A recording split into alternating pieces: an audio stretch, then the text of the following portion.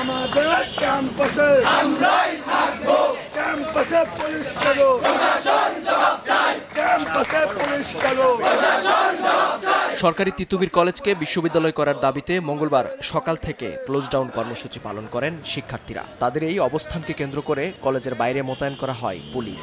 সন্ত্রাসী কিংবা কেউ এখানে সংযুক্ত নেই। আমরা বারবার একটা জিনিস উল্লেখ করেছি, সাধারণ শিক্ষার্থীদের এটি আন্দোলন।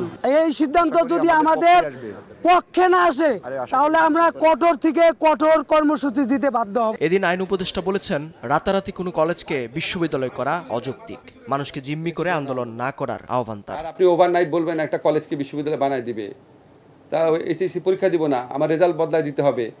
এখন আপনারা খালি চিন্তা করেন যে এখন আবার একটু কঠোর পদক্ষেপ নিলেও আবার সবাই সমালোচনা করেন। পরে বিকেলে সচিবালয়ে তথ্য উপদেষ্টা নাহিদ ইসলাম ও শিক্ষা মন্ত্রণালয়ের কর্মকর্তাদের সঙ্গে বৈঠক করেন আন্দোলনকারীরা। ঢাকা উত্তরে কোনো পাবলিক বিশ্ববিদ্যালয় নেই এমন যুক্তিতে একটি কমিশন গঠন করে দাবির যৌক্তিকতা যাচাই করার আহ্বান জানান। বৈঠকে ইতিবাচক সাড়া মেলায় রাতে সংবাদ সম্মেলন করে যাচাই বাছাই চলাকালীন আন্দোলন স্থগিত ঘোষণা করেন শিক্ষার্থীরা। আগামী 7 দিনের ভেতর তিতুমীর বিশ্ববিদ্যালয় কেন হতে পারবে এই বিষয়ে কমিটি গঠন করা হবে এবং তারা সশরীরে এটিকে পর্যবেক্ষণ করবেন এবং একটি নির্ধারিত ডেটের ভেতর তারা আমাদেরকে প্রতিবেদনটি জানাবেন।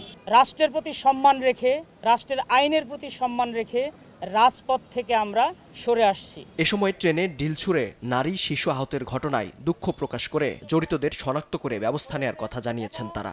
যদি মনে হয় তারা আমাদের কাছ থেকে পরিপূর্ণ চিকিৎসা সেবা নেবেন, আমরা সেটার জন্য প্রস্তুত। মেহেদী হাসান, সময় সংবাদ, ঢাকা।